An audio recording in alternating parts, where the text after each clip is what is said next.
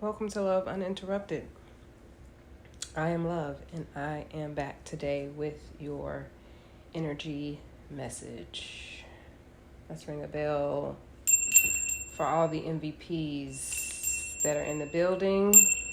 I appreciate y'all. And those of you who are new to the channel, welcome. I'm happy that you're here. It's going to be a really chill vibe for y'all, especially today because I'm feeling very chill, very peaceful. So let's get into it. The message of today is restraint. The more selfless your intention, the more power it will have. 52 is the number resonance for this message. Of course, that breaks down to a 7. For me, 7 represents spiritual growth. But if you are drawn to numbers or feel any resonance with that, I invite you to do your research. This number 7 may have a different meaning and connotation for you. All right, so we're going to get into the story today behind restraint. And we're really going to keep the message here with this story. So I'm going to just allow this to unfold. I have already read it, but we'll see how it all comes out. As a young farm boy, I dreamed of a bigger life. I was a ravenous reader, and it didn't take long before I started writing myself. By some stroke of luck, in my early 20s, I wrote a fast-paced historical fiction novel that was discovered by a major publisher and raced straight to the top of the bestseller list. As soon as I received my first royalty check, I moved to the big city, where I was invited into a hip workspace full of cutting-edge writers. It was in that bustling space that I wrote my second novel. To my dismay, it was a flop. My fans complained, my best critics wrote hurtful reviews, and my publishers threatened to pull my next contract unless I could guarantee another hit. As I faced my next project, I was paralyzed with fear. My hip workspace suddenly felt chaotic and noisy. Stressed out and stuck, I spent hours staring at a blank screen, my mind racing with loads of self-doubt and no inspiration. I got so desperate, I started reading books about how to write bestsellers. Though I tried to follow the templates, nothing worked. My restlessness grew to the point where I couldn't sit still. Finally, exploding from the pressure, I kicked my desk, abandoned the building and my contract. I took the first flight out and ended up on a small island where I rented a tiny house in the country and spent months burnt out and depressed. At one point, I started gardening.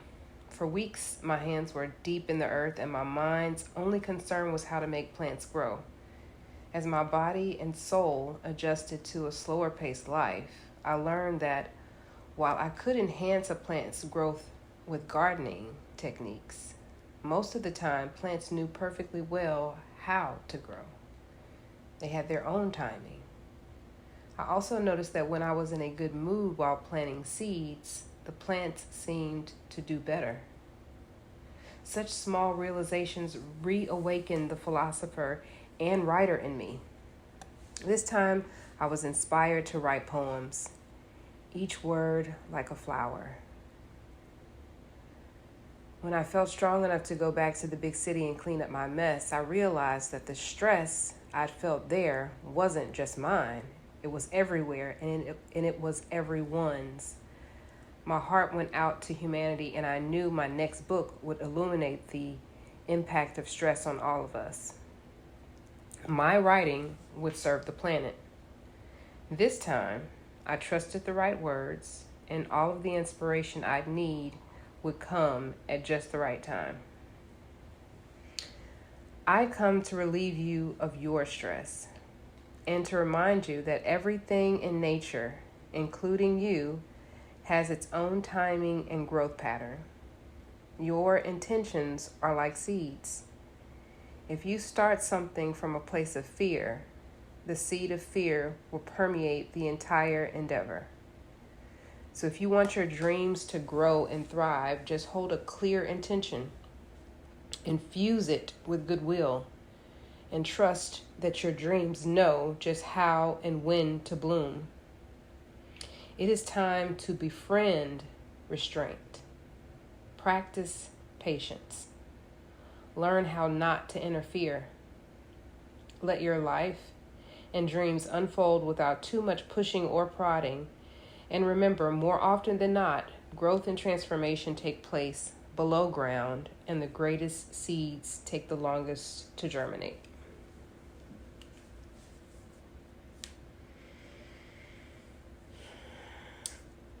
Now, before I get into what I was feeling and thinking as I read this, I want to read the definition of restraint.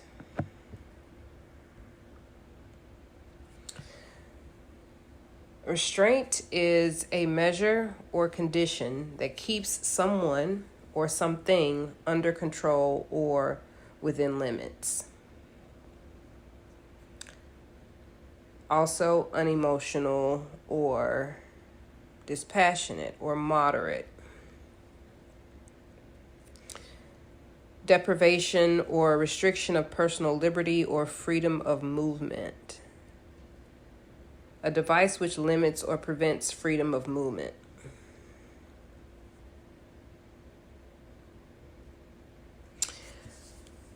And I also wanted to go over the definition of patience. Patience is the capacity to accept or tolerate delay, trouble, or suffering without getting angry or upset.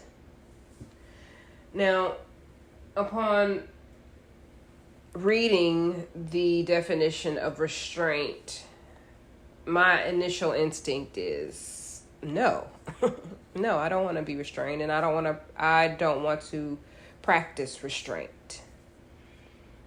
I don't want to be limited. Especially when I've come into the awareness that I am unlimited. The limits that I have are limits. There are limits that I have because I am in this physical body, but there are many limits that have been placed on my mind, that we all have placed on our own minds, that we have been influenced by. That was my first thought when reading restraint. And then after reading the definition of patience, it gave me a bit more of a perspective as to why this message of restraint has come up. So as I began reading this story, I could not help but to have a first-person experience, relation to this story, relating it to my own life. And the way that I saw myself in this story is there are times in our lives and times in my life that I have experienced success. And that success has been defined in various ways, because my idea of success is ever evolving. It's changing. It's growing with me as I grow and I mature.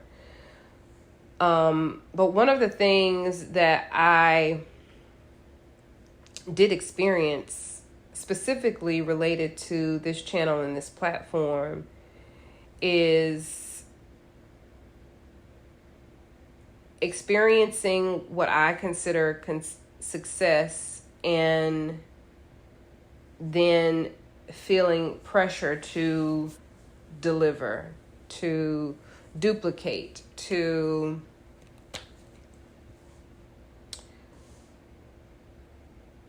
be the conduit, if you will, for messages that resonate with a large number of people.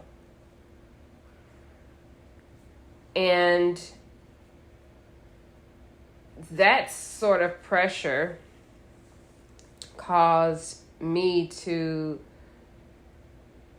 second guess myself, to not truly be in flow.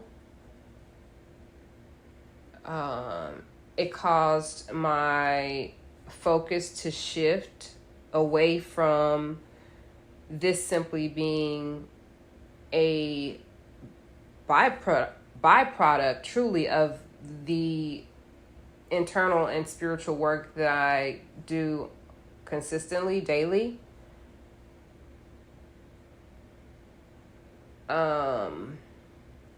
And so I found myself, I was stressed out, and I was feeling overwhelmed and timid, afraid, and seeking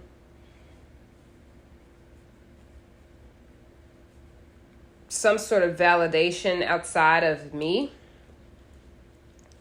And most importantly, rushing the process and stepping outside of the path that was being laid for me step by step as I continued. And so this message resonated with me personally, and I wanted to share that personal story with you all because when he begins to relate how he just dropped everything and just started gardening, and what he realized is that his efforts, if he was in a good mood, could help the plant grow better, but in truth, the plants already knew what to do. They knew already how to grow. It makes me think of the scripture, which I'm not going to be able to tell you the scripture, but maybe I'll look it up and I can insert it in the video, which is the scripture that talks about how I'm going to butcher it. You all please don't judge me, okay? Basically, that God is the one that's making it grow. Like the farmer can plant and et cetera, et cetera. You all know, those of you who know, you know what I'm saying. So the growth process is really not happening. The forward movement process of your life, it is, you are contributing to it by your efforts, but you are being pushed forward. We are all being pushed forward by a force, a creative energy, a power, God source, higher source, that the universe that is moving us all along. And once we relieve ourselves of the stress of feeling like we are the ones who are having to do an effort, and we simply allow ourselves to follow our own growth pattern, to truly trust the process,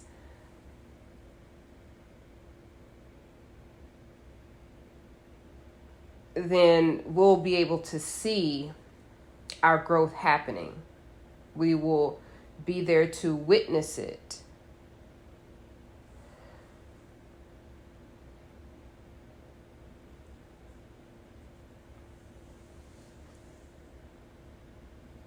Trust your own timing.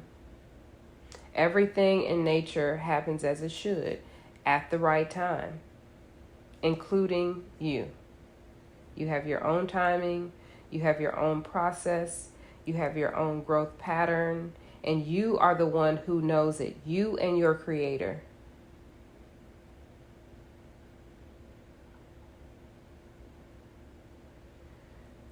Practice patience. Learn how not to interfere.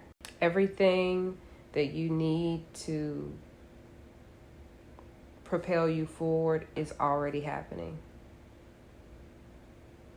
You simply need to do nothing. Be there, enjoy it, have fun, release yourself.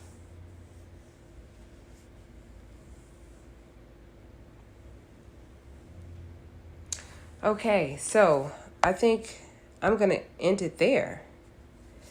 If this message resonated with you in any way, shape, or form, I invite you to drop a comment in the comments section. That way I know that it hit you. You felt something. Also, like this video, share, and subscribe if you have not already. If you have reached this portion of the video and you are still listening to my voice, you are extremely unique because I am a reflection of you. And since you're still here, drop "I'm a cool ass person." Type that in the chat, in the comment section. That way I know that you're one of our real MVPs. And with that, I hope to talk to you next time. Peace.